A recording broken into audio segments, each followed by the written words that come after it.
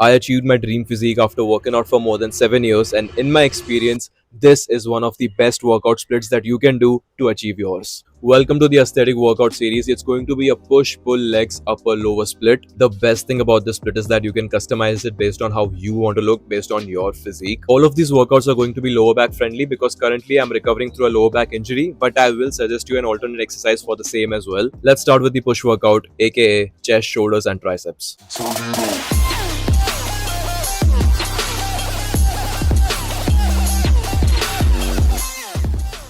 Starting with chest, we're gonna do two exercises for the chest. This is not our main exercise. Here I'm just warming up my chest with a light set of pec deck flies. I do two sets of these for around 10 to 15 reps. Not exhausting myself, but just warming up my chest. This will help you get a good pump before your main working set, plus it will help you develop a good mind-muscle connection as well so that you feel each and every rep for the rest of your workout. Our first chest exercise is going to be a heavy set of incline press for 4 sets of around 6 to 10 reps. You can pick any incline press variation of your choice, whatever feels best for you. Here I'm doing it on the Smith machine because I'm not allowed to use free weights yet. Otherwise I would be doing an incline dumbbell press and using a super range of motion. You need a very well developed upper chest if you want to look aesthetic, and that is why we are starting with an incline press and using that as our main compound lift for the day. The reason we are doing 6 to 10 reps on this exercise is because that is a very sweet spot for strength and hypertrophy, and because this is our first exercise we are going to be the strongest here. I always try to not go below 6 reps because then you're just pushing the weight, you're not going to be really focusing on the muscle because it will be too damn heavy for you to lift.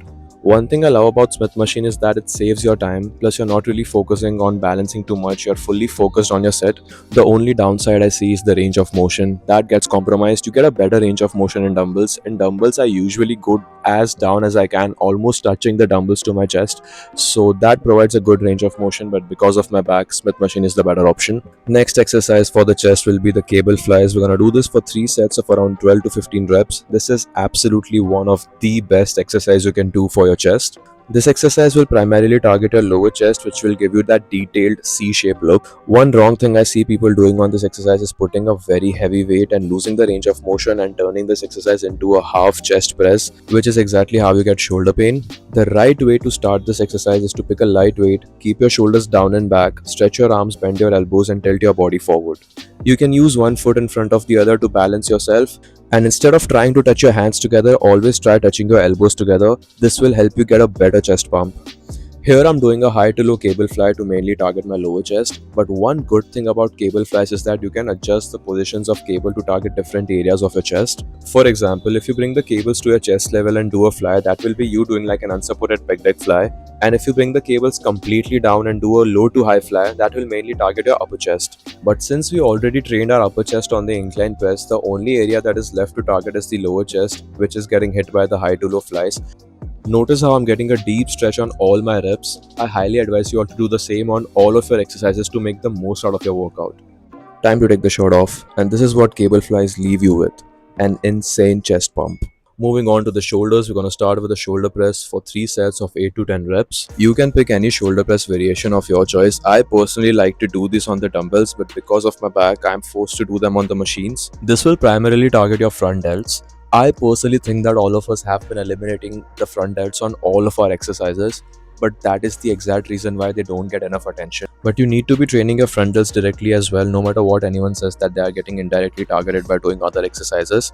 A direct front delt work is needed for a good set of shoulders. But absolutely do not ego lift on this exercise. This is a very risky exercise to ego lift on, because once the weight gets too heavy, the tension will shift on your lower back because you will arch too much and you might end up hurting your lower back on this one, or worst case you will end up hurting your shoulders as well. Always keep a moderate heavy weight. Don't go completely heavy, but also don't go completely light, and always try to achieve a full range of motion on your each and every rep. Once you are able to do that for a good set of 8 to 10 reps, only then you will increase the weight, otherwise you will not. Take it from a guy who is currently going through a back injury, it's not worth it. Plus, one more thing I want you all to know is to be able to tell the difference between a weight that is heavy enough and a weight that is challenging enough. A heavy weight will break down your form, you will start using all the rest of your muscles just to finish your rep, but a challenging weight will always give you a good burn without breaking down your form. So always know the difference between the two and you'll be safe. After doing a good 3 sets of 8 to 10 reps of the shoulder presses, we move on to our next shoulder exercise, the dumbbell lateral raises. We're going to do this for 4 sets of 15 reps.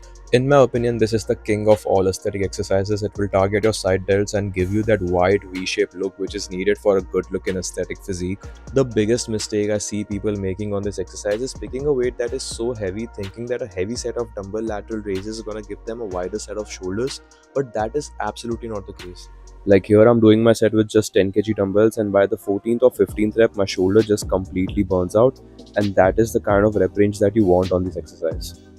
Switched to 7.5 kgs for my second set because the 10 kg dumbbells were too much for my back to take after the 12th or 13th rep. See, this is what I mean by lifting heavy.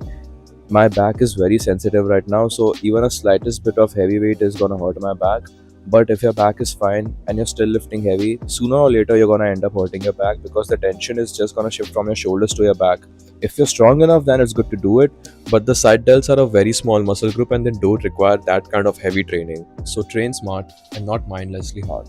Notice how I'm keeping my body in position and controlling the weight down on my way back.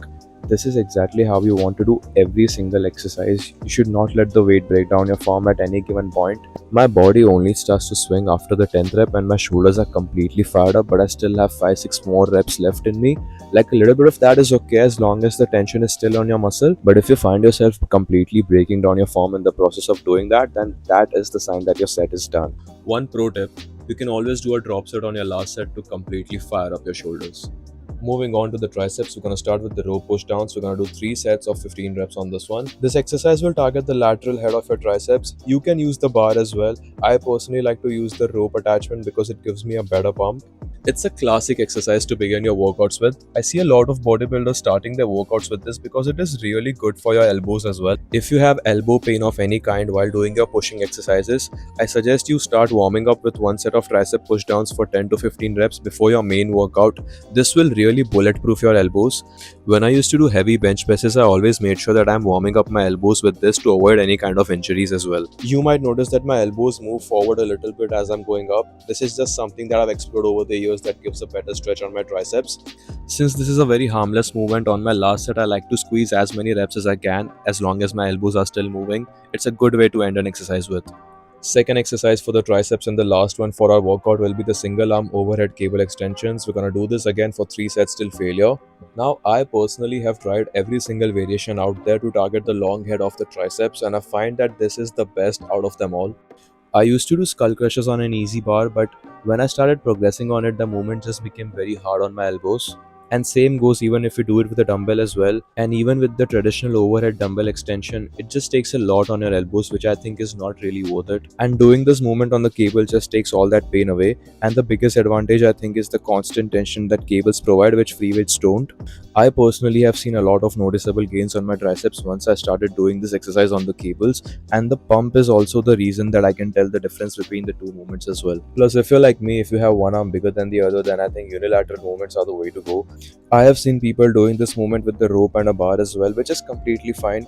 But I think if you have imbalances in your body, then doing them one arm at a time is gonna sort that out eventually over the time. One thing that has helped me develop my long head over the years is to ensure that I'm always getting a very good stretch at the bottom while doing any kind of movement for the triceps. It's a very small change, but it really makes all of the difference because all these years, I think every one of us, we are just focused on a lot more on getting a good contraction, but nobody really focuses on the stretch of the movement.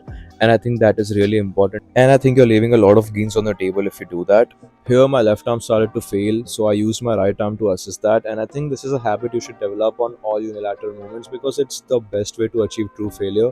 Plus, you also don't need to call anyone to ensure that you're reaching failure, you can just do it yourself.